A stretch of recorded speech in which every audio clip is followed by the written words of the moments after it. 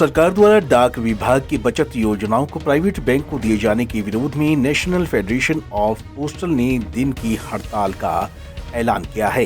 डाक कर्मियों का कहना है कि इससे न केवल डाक विभाग के कर्मचारी प्रभावित होंगे बल्कि आम जनता भी प्रभावित होगी। इसी के चलते सुबह से ही कर्मचारियों ने कामकाज ठप रखा। कर्मचारियों ने सुबह जीपीओ अंबाला पर एकत्रित होकर सरकार के खिलाफ नारेबाजी की। हड़ताल के चलते जीपीओ अंबाला कैंट समेत अन्य डाकघरों पर ताला लटका रहा। ग्राहकों को भारी परेशानी झेलनी पड़ी। उन्होंने आईपीबीएल सवाल उठाते हुए कहा कि जो बैंक खुद घाटे में चल रहा है, ऐसे में वो डाक विभाग की बचत योजनाओं को कैसे चला पाएगा। उन्होंने सरकार को आने वाले समय में अनिश्चित हड़ताल करने की भी चेतावनी दी। लगभग 10 लाख का 1000 करोड़ से ऊपर जो है हमारे पास पैसा जमा है। उन सारे अकाउंट्स को छोटी बच्चे जो पिछले दिनों इंडियन पेमेंट बैंक खोला गया उसमें जो है मर्जर करने जा रही है, उसको लेकर हड़ताल आज की जा रही है।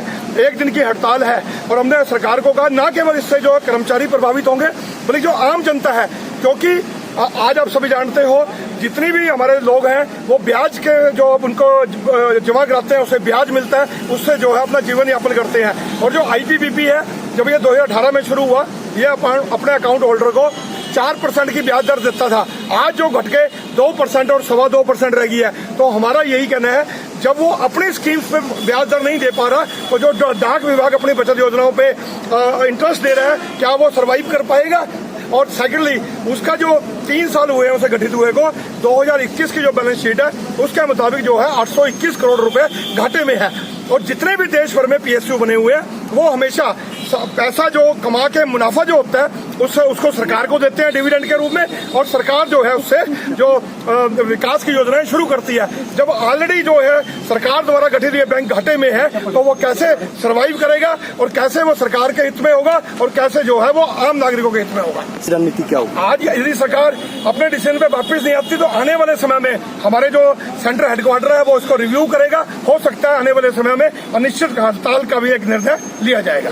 कस्टमर को परेशानी से बचाने के लिए हम हड़ताल कर रहे हैं, क्योंकि कस्टमर्स का ही जो 29 करोड़ हमारे साथ जुड़े हुए हैं उनका जो पैसा है वो सरकार जो है इंडियन पेमेंट बैंक लिमिटेड जो आरबीआई की जो लिस्ट है उसमें प्राइवेट बैंक है। और आज आप सब देख रहे होंगे, एक तरफ तो सरकार जो है सभी जो ऑलरेडी मार्केट में बैंक अवेलेबल है उनको मर्जर कर रही है, और लेकिन डाक विभाग को जो है एक प्राइवेट बैंक की तरफ धकेला जा रहा है। इससे कर्मचारी जो हम हड़ताल कर रहे हैं अपने लिए के साथ साथ जो आम जनता नागरिक है उनके हितों को सुरक्षित रखने के लिए जो है आज कर्मचारी हड़ताल पे।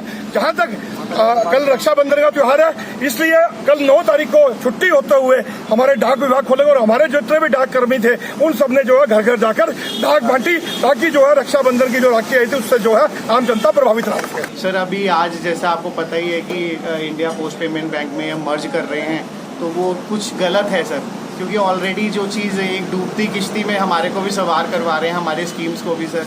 तो हमारे को तो फ़र्क पड़ेगा ही पड़ेगा, जो बाकी जो हमारे कस्टमर हैं उनको भी सर काफ़ी लॉस रहेगा इस चीज़ का सर। आप देखो क्या रहता है, रेट ऑफ इंटरेस्ट सेविंग में सिर्फ 2% देने को कह रहे हैं।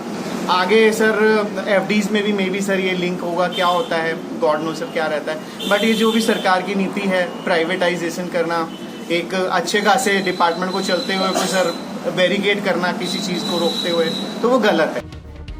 वहीं डाक विभाग द्वारा की गई स्ट्राइक से आम नागरिकों को काफी परेशानियों का सामना करना पड़ा। लोगों का कहना है कि एक तो कल सरकारी छुट्टी रही, दूसरा आज ये लोग स्ट्राइक कर रहे हैं, जिसके चलते लोगों को मुश्किलों का सामना करना पड़ रहा है।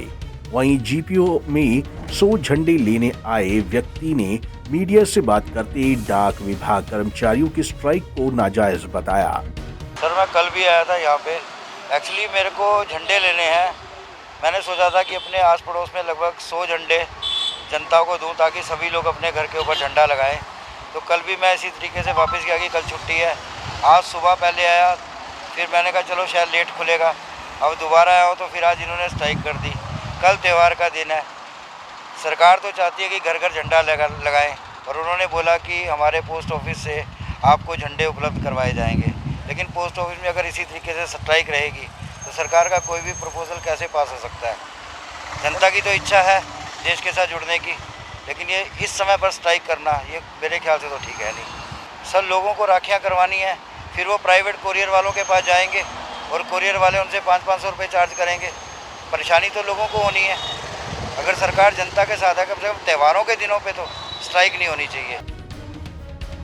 डाक विभाग के कर्मचारी का आरोप है कि सरकार विभाग का प्राइवेटाइजेशन करने में लगी हुई है।